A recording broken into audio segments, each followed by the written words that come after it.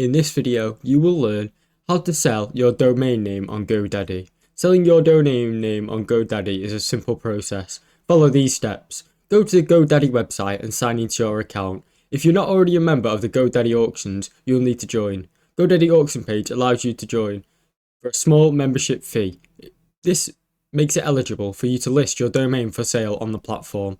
Once you're a member, log into the Godaddy auctions. Go to your domain manager and select the domain name that you want to sell. Click on sell and list your domain. You'll be given option to set starting prices, whether you want to allow bidding or list the item for a fixed price.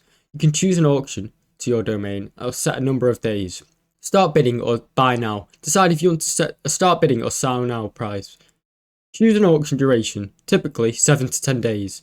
You can also additionally reserve specific prices for specific people. After listing, you can manage the auction through the Godaddy auction dashboard. You can also adjust the price or set a reserve price if needed. If your domain sale, Godaddy will handle the transaction and payment processing. Once the payment is complete, your domain will be transferred to the buyer. Godaddy will notify you when your transfer is successful.